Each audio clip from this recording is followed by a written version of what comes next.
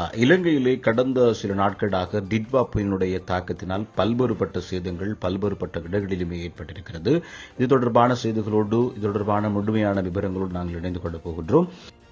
Sky தமிழின் செய்தி அறிக்கை.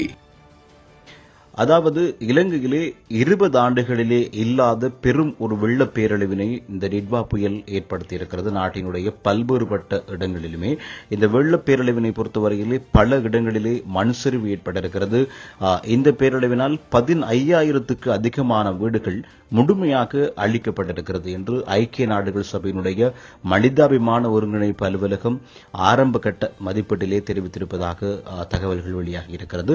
அதேபோன்று 200க்கும் மேற்பட்ட சாலைகள் 10க்கும் அதிகமான பாலங்கள் சேதமடைந்திருக்கிறது.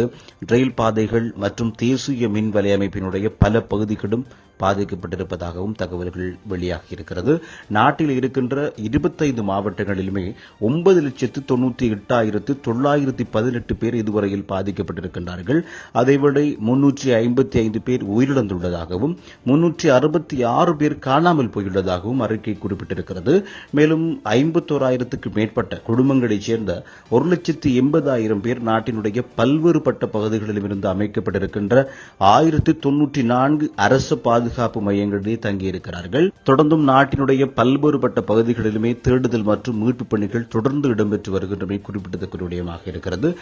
பல பகுதிகளிலுமே குடிநீர் விநியோகம் முழுமையாக பாதிக்கப்பட்டிருக்கிறது. தூய்மையான நீர் கிடைக்காமையினால் மக்கள் பல்வேறுபட்ட அசௌகரியங்களை எதிர்கொண்டு வருகின்றார்கள். மத்திய மாகாணத்தினை பொறுத்தவரையிலே கண்டி, மாத்தளை, பதுளை ஆகிய இடங்களிலே நிலச்சரிவுகள் பெரும் சேதத்தை ஏற்படுத்தியிருக்கின்றன. இது எல்லாம் ஒரு பக்கம் இருக்க, வெள்ளத்தினால் பல்வேறுபட்ட நோய்கள் பரவுவதாகவும் தகவல்கள் வெளியாகி இருக்கிறது. அதாவது குறிப்பாக சொல்ல போனால் உணவினூடாக, அதே போன்று கழிவு நீரினூடாக, அதாவது வெடியாயிருக்கின்ற வெள்ள நீரினூடாக, குறிப்பாக எலிக்காய்ச்சல் போன்ற பல்வேறுபட்ட நோய்கள் பரவுவதாக தகவல்கள் வெளியாகி இருக்கிறது. உங்களுடைய பாதுகாப்பினை நீங்கள் உறுதிப்படுத்திக் கொள்ளுங்கள் அப்படிங்கிற செய்தியும் நாங்கள் ஞாபகப்படுத்திக் கொள்கின்றோம். இதுபோன்று பல செய்திகளை தெரிந்து கொள்ள நமது ஸ்கை தமிழ் யூடியூப் சேனலை சப்ஸ்கிரைப் செய்து அருகில் உள்ள பெல் பட்டனை கிளிக் செய்யுங்கள்.